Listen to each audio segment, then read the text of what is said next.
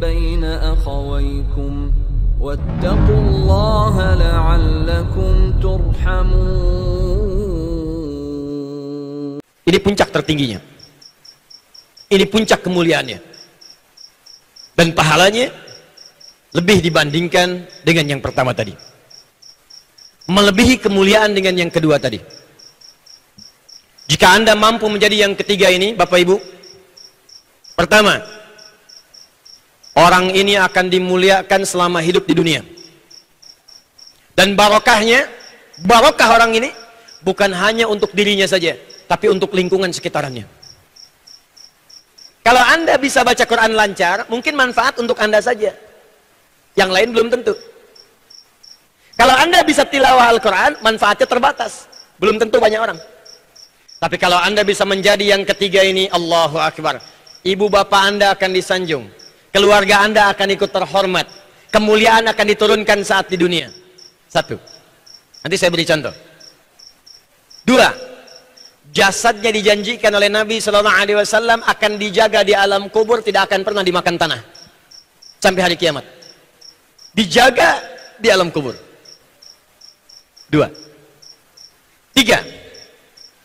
Dijanjikan oleh Allah langsung di dalam Al-Quran, pada saat nanti dihisab di hari kiamat, saking ringannya hisab, diperintahkan langsung oleh Allah, dipakaikan di badannya jubah sutra kemuliaan, dipakaikan di tangannya gelang-gelang emas kehormatan. Turun ayatnya.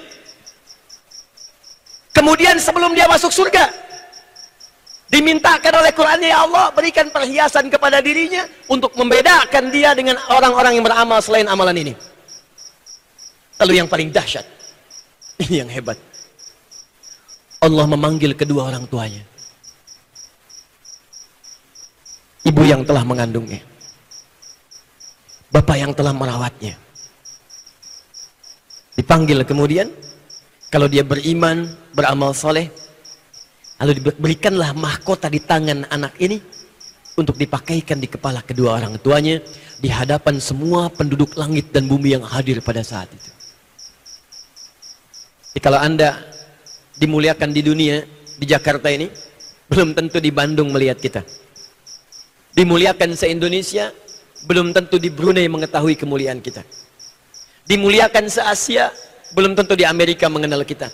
Tapi amalan yang ketiga ini langsung dimuliakan oleh Allah, disaksikan oleh semua penghuni langit dan bumi seketika. Dan puncaknya, dimintakanlah kemudian orang ini untuk menggandeng bapaknya, ibunya, pasangannya. Kalau dia laki-laki, menggandeng istrinya perempuan. Kalau dia perempuan, gandeng suaminya laki-laki. Lalu kemudian diikuti oleh keluarga besarnya di belakang. Diminta oleh Allah jadi pemimpin keluarga besarnya untuk masuk ke dalam surga. Turun Quran surah ke-13 ayat 23 sampai 24. Jannatu adnin yadkhulunaha. Ada ahli Quran, penghafal Al-Quran. Penghafal Al-Quran. Jannatu adnin yadkhulunaha. Ada penghafal Al-Quran yang benar menghafalnya, kata Allah, aku akan berikan kesempatan ia masuk surga lewat surga Aden, dan akan memasuki semua pintu surga yang aku siapkan.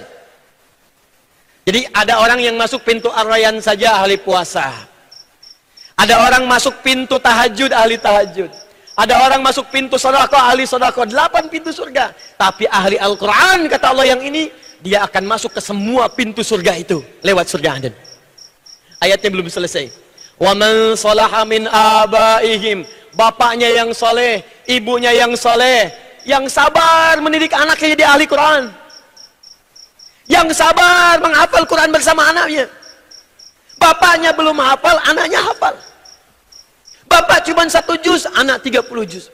Ibu setengah juz, anak 30 juz. Cuma sabar. Itu kata Allah, diperintahkan gandeng bapakmu, gandeng ibumu.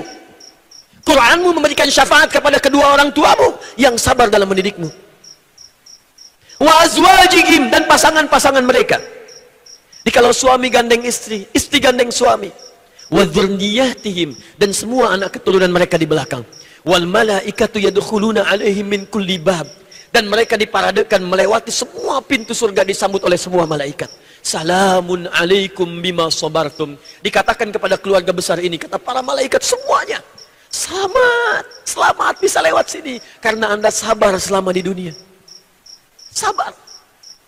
Sabar untuk menghafal Quran. Sabar untuk menjadi ahli Quran. Fa ni'ma uqbaddar. Maka sekaranglah balasan dari semua kesabaran yang telah kalian tenun saat di dunia itu. Silahkan nikmati surga yang belum pernah diberikan pada siapapun kecuali untuk kalian saja dengan semua kenikmatannya saat ini. Ahli Quran.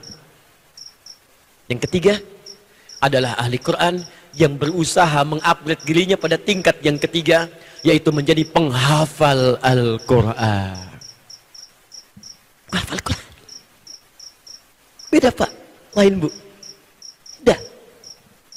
Silahkan, Anda kalau tidak percaya, Allah mustahil menyalahi janjinya. Innallaha la yukhliful mi'ad.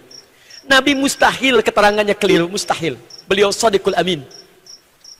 Yang pertama dimuliakan di dunia, silahkan cek. Yang hafal Quran, anak. Yang ikut mulia bapak ibu. Ada Najah di samping saya. Ada Musa sebelumnya. Ada Ahmad Kamil. Yang hafal Quran anak. Saya tahun lalu menjadi Amirul Hajj. Diutus dari kedutaan Saudi.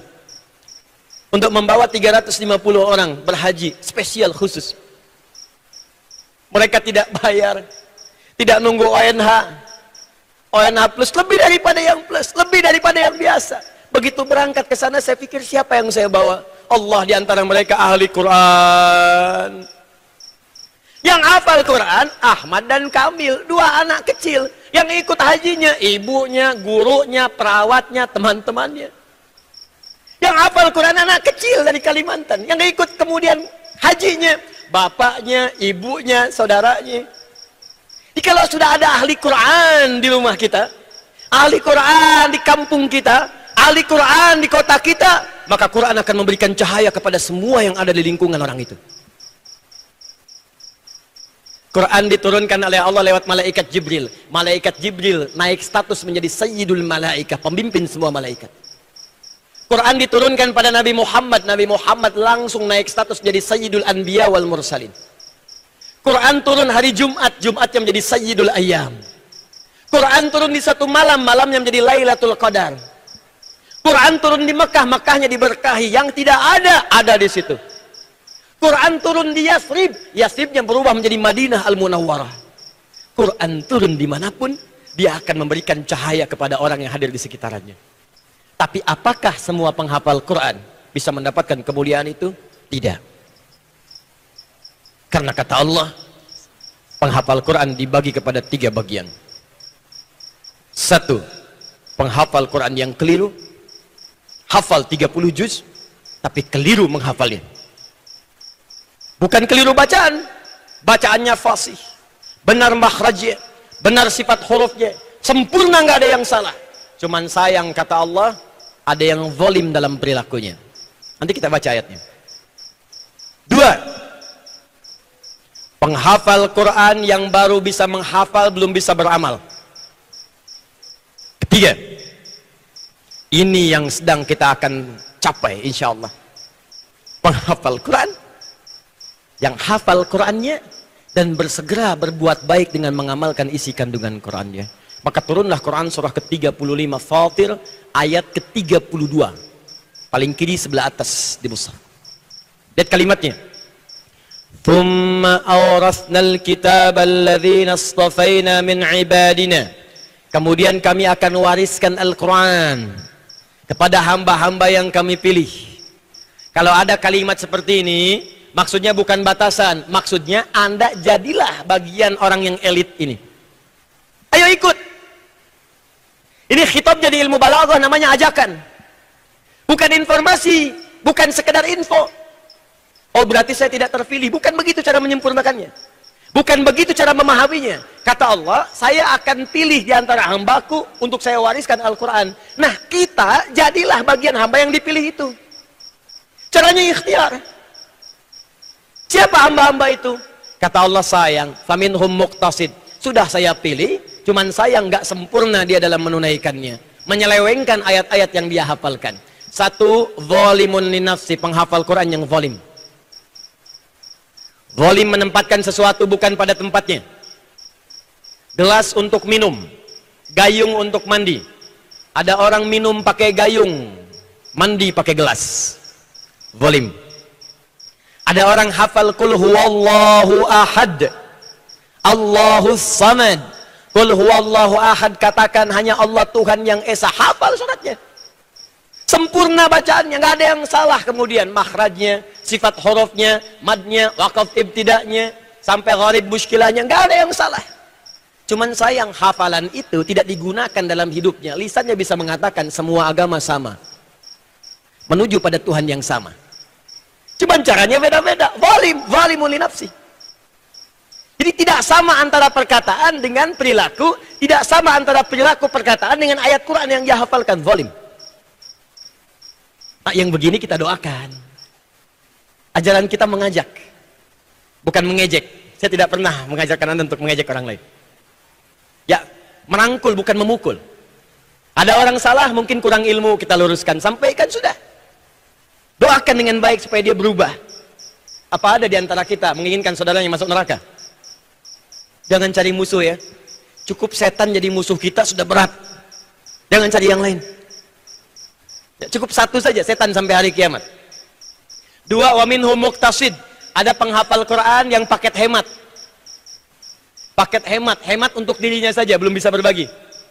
Ngapalin, terus murajaah, mojok-mojok di pinggir masjid, dekat tembok, gitu kan? Allahu la ilaha illa wal hayyul qayyum la ta'khudhu sinatun wala naum beneran tidur dia. Allah tak tidur, dia tidur gitu kan, kena AC. Tapi diminta jadi imam, Pak silakan jadi imam. Aduh saya belum mampu. Padahal hafal. Itu muqtasid, paket hemat. Yang ketiga, ini yang hendak kita capai insyaallah. Siap? Siap insyaallah? Wa minhum sabiqum bil khairati biiznillah. Penghafal Quran yang benar, walaupun dia belum hafal 30 juz. Saya katakan belum, bukan tidak. Awas. Walaupun dia belum hafal 30 juz, tetap disebut oleh Allah sebagai seorang penghafal Quran. Karena dia berusaha menghafal Quran sampai dia wafat. Hafal. Sabiqum bil khairati biiznillah. Dengan izin Allah, dia cepat mengamalkan ayat-ayat yang telah dia hafalkan itu untuk berbuat baik. Di penghafal Quran yang benar itu, Pak, walaupun belum paham isinya yang dihafalkan, karena dia mengandung Al-Quran. Al-Quran dikandung dalam perutnya, dimasukkan lewat lisannya. Karena masuk ke hatinya, maka dibimbing semua tubuhnya oleh Al-Quran.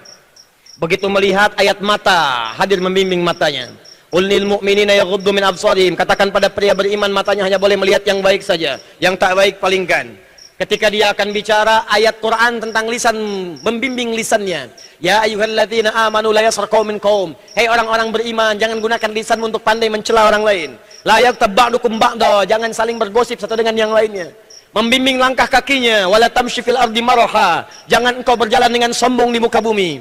Maka pejabat yang ahli Quran enggak akan sombong. Pebisnis yang ahli Quran kaya tapi tak sombong. Ustadz yang ahli Quran banyak ilmu tapi tak sombong. Pelajar yang ahli Quran pintar IPK 4 tapi tak sombong. Baik semua. Menghafal Quran.